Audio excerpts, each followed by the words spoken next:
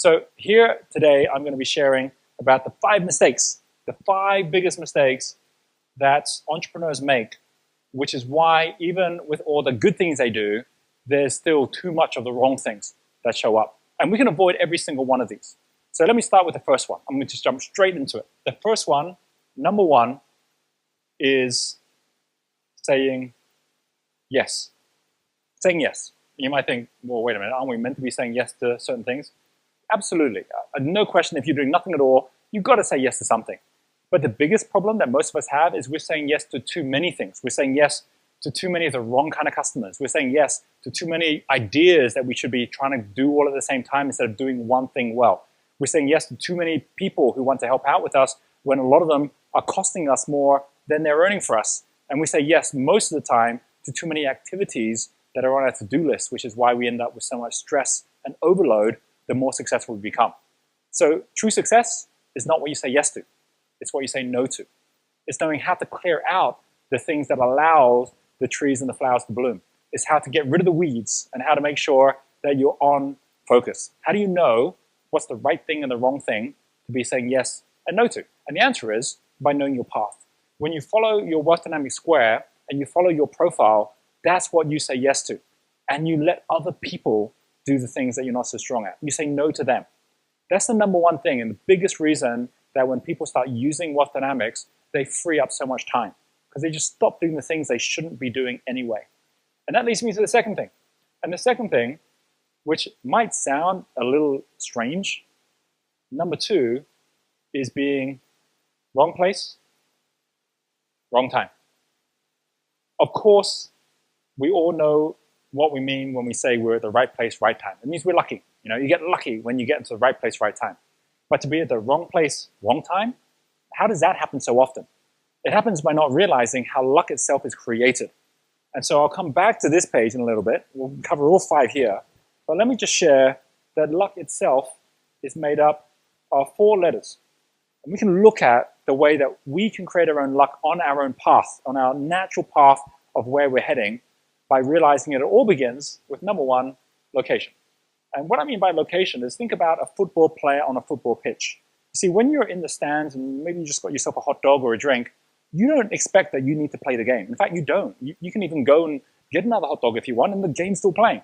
So for a lot of us, we're in our business and we're not even aware that we're on the pitch ready to play the game. We're just there organizing things, getting things set up, as opposed to realizing an opportunity might already be showing up.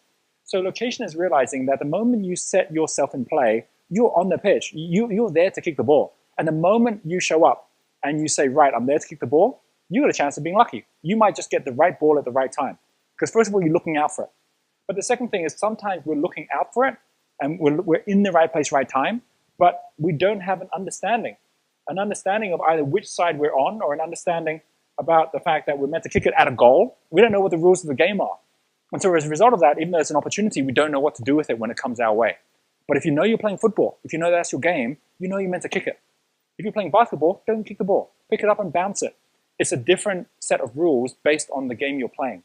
So understanding is knowing what game you're playing. And that's why most of us have challenges. We don't know what kind of game we're even playing in business until we follow our profile.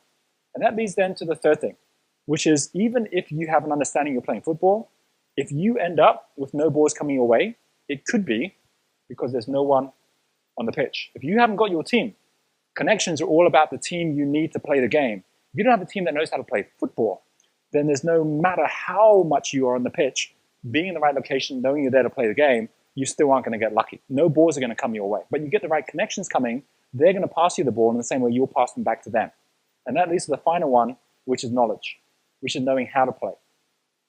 One of my sayings, I went to Cambridge University, which is an academic institution, and one thing I noticed about the difference of an academic to an entrepreneur is an academic needs to know in order to do, whereas an entrepreneur needs to do in order to know. Knowledge here I'm talking about is a doing knowledge. It's not about reading a book about football and then thinking you can play. It's about actually playing the game. And the more that you're in the right place to play the game, which is your game, the more you have an understanding of what that game is, and the more that you have connections that also are playing that same game, the more you're going to find that your knowledge grows. Because the more you do, the more you learn. And the more you learn, the more you can apply that learning. So luck. These 4 lead us to this second one here, which is wrong place, wrong time, is one of the biggest mistakes by simply not knowing what game you're playing or knowing how to play the game. And the moment you start following your profile, whichever your profile is, you're going to find that every one of the successful wealth creators in every profile has collected the right connections, they know the game they're playing, and they stick with that game. That's the number two. Now there's a third thing, and this one I know for a lot of people will actually be a bit of a shocker. The third thing, which is one of the worst mistakes that entrepreneurs can take, is to take responsibility. Ah, yes, I know. For many people, it's like, what? That's what I know I need to take. In fact, no one else around me is taking responsibility. Why I'm the only one that's trying to make all this work? Why can't anyone else be as responsible as I am? You know, a lot of people, when we say, how do you define responsibility? They will say, responsibility is your ability to respond. That would be the definition you take. Your ability to respond. That kind of means that if you've got anything you need to do in your business, if you've got any problem in your life, if you're going to take responsibility, that means you're going to have to respond to it. And guess what? You end up doing everything. By the way, if you're playing football and you take the ball, how could you blame anyone else for not kicking the ball to you? Because you're the one that's got it. The moment you take all the responsibility, there's no responsibility left for anybody else. So let's just redefine for a moment what we mean by take responsibility. For me, take responsibility is about responsibility being not how you take that responsibility and respond. It's about how you give it. So it's about the response you get from others. Let's imagine you go to a restaurant and there's a mother there. And the mother is saying, I'm a responsible mother. But her kids are running around everywhere and they're causing this racket. And the mom turns to the kids and goes, kids, come back, sit down. And they won't listen. What are the other diners going to be thinking? Probably like, it's not a very responsible mother. Because the kids aren't being looked after and they aren't responding to the mother.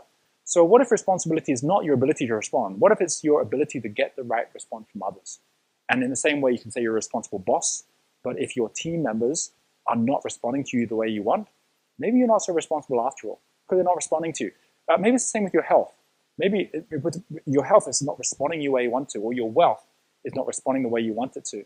It's because you haven't really taken upon yourself that that's an important responsibility for you. Doesn't mean you take it. It means you share it. So responsibility is not there to be taken, it's there to be shared. And a truly responsible leader is one who finds the people they can share responsibility with, and before you know it, you've got a whole team of people who are there now supporting you because they're the ones who feel responsible now, as opposed to you being the one who's taking it all, which means no one else is taking it around you. This, by the way, stops you from doing it all on your own, which is the kiss of death for entrepreneurs, having to try and figure it out on your own when other people already have figured out so much themselves as well. And by the way, this leads me to the fourth one. And the fourth one is something which is just as surprising as this one. Mistake number 4, trying to make money. This one is one where a lot of people would say, well, isn't that the whole point of me even running a business, is to make money? And I'm not saying money's bad. I'm saying you need money, just like you need blood in your system to have health. You need money in your business to have wealth. You need to have it as the way to ensure that that business is sustainable. But this is not about how you go about making money. It's how you go about helping other people to make their money. Because you're going to find that all the most successful wealth creators in the world are spending a lot of their time helping other people make much more money and, more importantly, delivering value to the customer than they are themselves. They just happen to have a piece of all of it, which is why it shows up. Don't worry about giving up some of your pie. If you have a whole bakery, you can give away half of every pie, and you're still going to end up with more than enough to eat.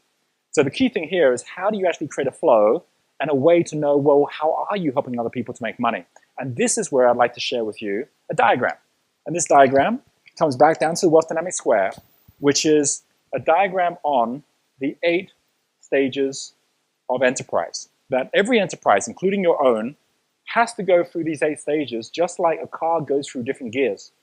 And you can know when it's time to move on to the next one because it already attracts the one afterwards. By the time you get to 2nd gear, the natural thing to do is go into 3rd gear and onto 4th gear.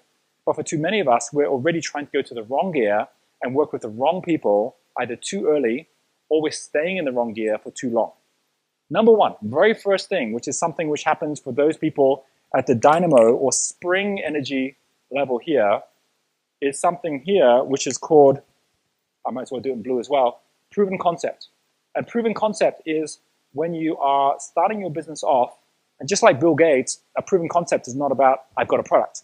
proven concept is I've got someone willing to buy something at a certain price. He had IBM who was willing to pay him for an operating system. Then he went out and found the operating system and then developed the operating system.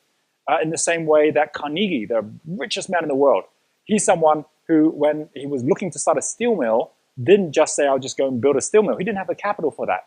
He started by saying, I'm going to go and prove to the bankers that they should give me the money for a steel mill and for a steel factory because I've already got forward orders from the railway companies. And he sent people around America to get the railway companies to say, yes, if you do have steel that I can buy instead of iron, here's how much you want to buy. That's a proven concept. Someone's actually physically saying, yes, I want to buy it already. And the moment you have that, you're in business. Until then, there's no business. But if you do have that, too many people then keep on trying to go back to create more and more proven concepts when they've got something of new value now. Remember, all wealth is value times leverage, which means that every time you create new value, you have something new to leverage. And then you have something new again for value. So the first thing that happens on proven concept is you get to a point where you now have customers. You didn't have them before. And that can lead you on to the second thing. These are the people you're now looking to who can support you to grow to brand attraction. And brand attraction is now about how you are going back to the same customers to buy based on the brand of your business and the promise of the business as opposed to any one particular product. From brand attraction, you're going to find customers who are going to be buying from different types of things you're now doing, which is what they're looking for as opposed to your best idea. This allows you to then have a stream which will attract the third level here. Gear 3 is an operating team. It's what supporters, people who are very good at people, will bring with them if they came and joined you. I will always make sure that I have got a core team that's got the brand attraction before I bring the operating team on board. Why? Because otherwise, the operating team, you won't find the best people. They'll be asking for too much because they're not even sure if you're going to stay in business. But the moment you've got customers coming back again and again, people will start showing up saying, can I come and work for you and your team? These people become easy to get and even are going to be knocking on your door the moment you get to level 2. That takes you to level 3, operating team. And at this point, some people are already saying, right, that's it, I'm leaving, I'm going to go off and do other things, my team can look after things. But then you're missing the big opportunity, which is really building your business into something substantial, which is something that only happens when you get to levels 4 and 5. So at this point, operating team, who's making the money? Your team's making money. You're paying your team, or they're taking a percentage for coming on board. And so you're helping them make money, and as a result, they're pushing the business to the next level. The next level here is market connections. And market connections are the partners you now have in the market. You might want to sell your business, but if you're at operating team level, there's not that much value in your business right now. Because if the team leaves, this is all over. Yes, you can go and change your products, and yes, you can go and even add new brands. And yes, people love the fact there's a team there, but the team's still the most important part at this point, until market connections. That's when the business now has actually got new connections that are really every day needing that business to continue, your business, in order for them to be in business. They might be your suppliers, they might be your marketing partners, but they're people that are earning money as a result of you earning money, and vice versa. So you're now saying, what marketing partners can I go to that I can help them make money with what I do in such a way that my business goes to this 4th gear? And when it gets to this point, you can then get to the 5th gear. This is something called tradable entity. It's when you can sell shares in your business if you want to. This is when you have an opportunity to list your business on the stock market if you want to. You certainly couldn't do it before this, because a company for the stock market needs to have the market connections. They need to have the ability to be able to get underwriters and people supporting it at that point. And then you then have the ability to now have something that wasn't even there before, which is of value, capital. By the way, this whole side down here is about something called capital. And it is part of our entire economic system that we have. Are entrepreneurs that are creating capital, which then leads to this side, which is something called security, which is about safety, which is about taking that capital and breaking it up into pieces. So you might get to this point, but I can tell you that most startup entrepreneurs, they go from the first to the second one, and they keep on going back again, and they never get even to an operating team, because this is where most business failures begin, right here.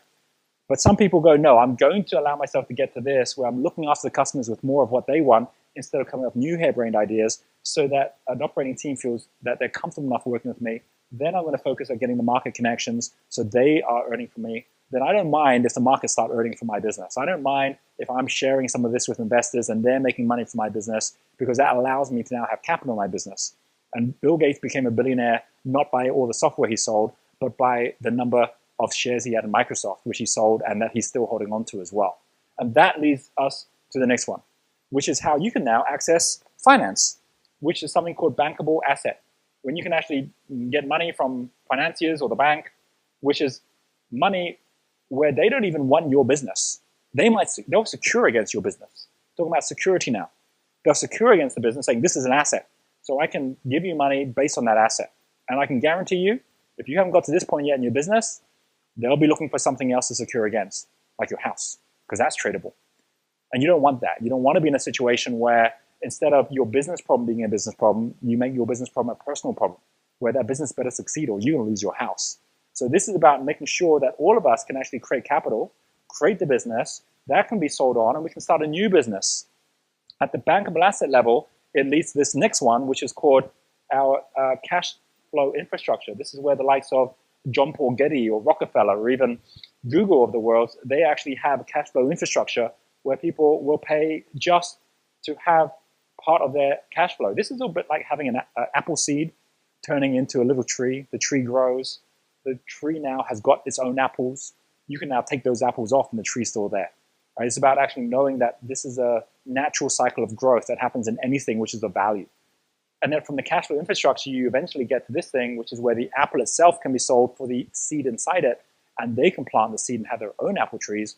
That here is called licensable model, where you actually can take the whole model that created this and you can license it or franchise it. And too many people try and start from this step number one before they've even proven the model, before they've even gone through this. You'll notice that every single step here, someone else is making money. You'll notice there's a crossing point here. That in fact, our entire markets, if I was to use very fancy words, are about on this side something called capitalization, where capitalization is about starting from nothing and creating something which is now of value. And simple word here, security, securitization, is about how the securities markets, which is the whole finance markets, are able to take these things that entrepreneurs turn into capital and break it up into pieces so that they can actually share them out. Every boom and bust happens as a result of either overcapitalization, which happened, like if you remember at the turn of the millennium with the dot-com bust, where everyone said, wow, everything is actually worth more than it really should be based on the flow. And so all the capital values dropped and there was a crash. And similarly, over-securitization, when the capital's there, but no one even knows what it's all been chopped up into, which is what happened with the collapse of the finance market in the global financial crisis of 2007, 2008.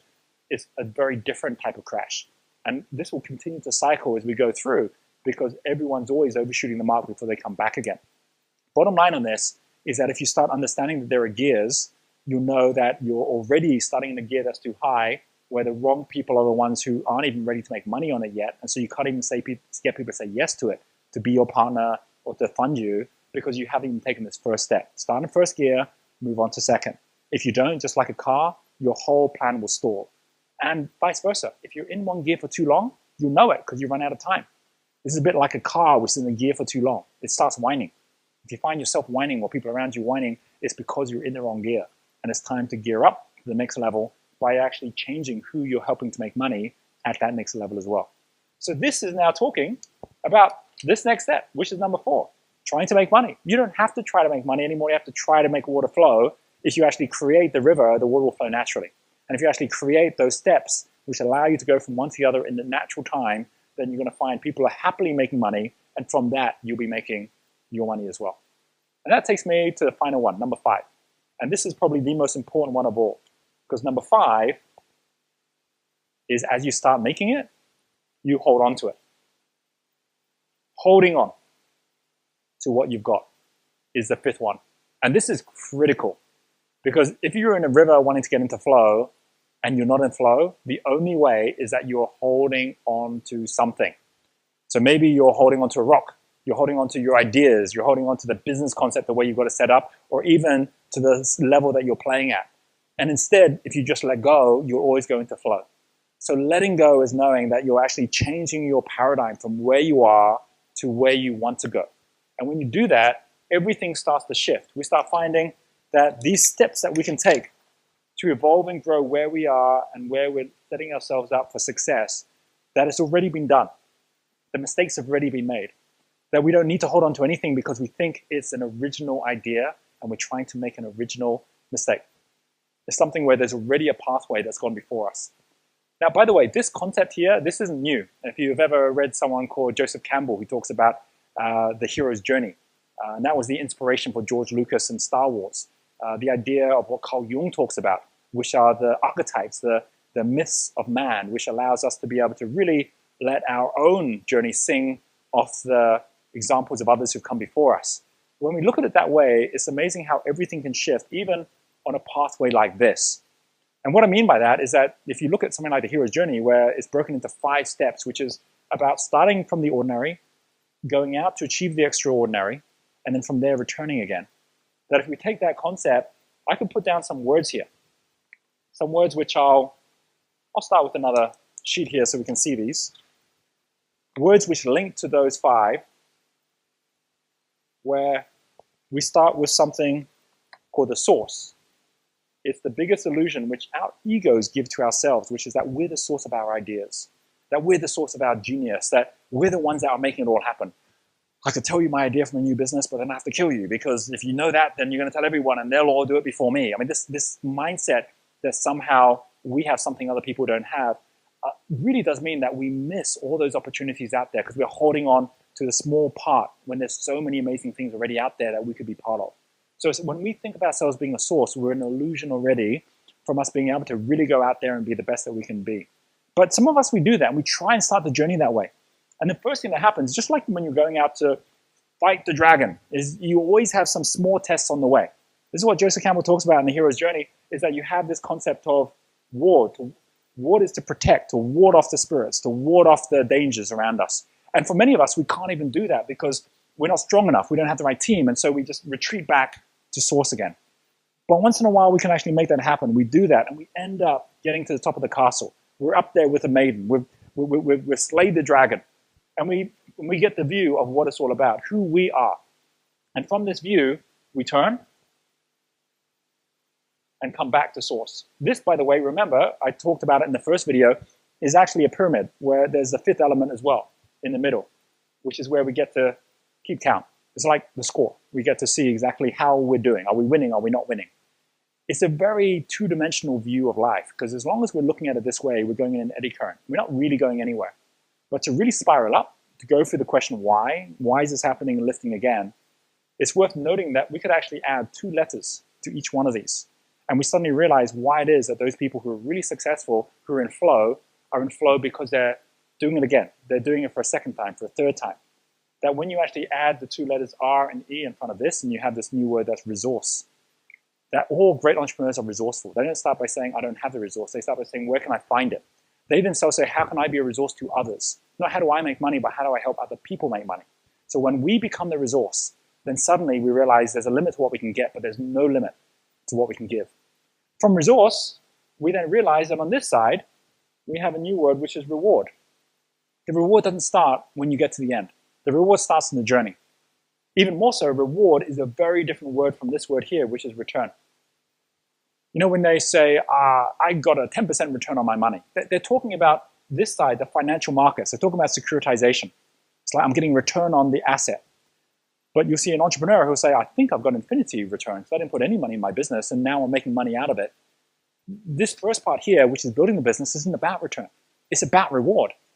You don't go define an employee and bring them in on the basis that you're going to give them a return.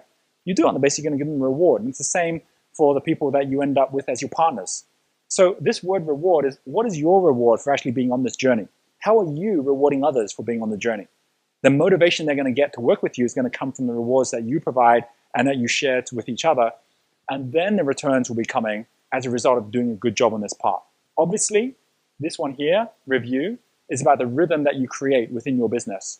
And for those of you who choose to go deeper and actually have taken your Wealth Dynamics profile or are about to take your Wealth Dynamics profile, you're going to find that there's much more information in detail about what the steps are to really start building a high-performing team that can use all these tools in a way that really brings out the best in them.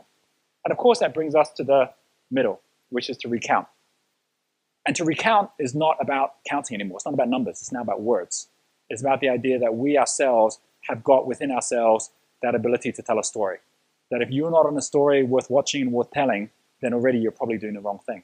but if you're doing something that already is heroic in itself.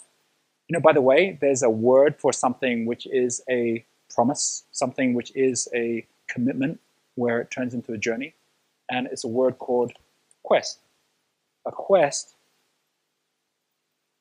is to go on a journey of promise. It's to go on something which is posed as an answer to a grand question. In fact, the word question has quest within it. It's the quest that I am on. And the size of your quest is determined by the size of your question. So if your question this morning was, what am I going to have for breakfast?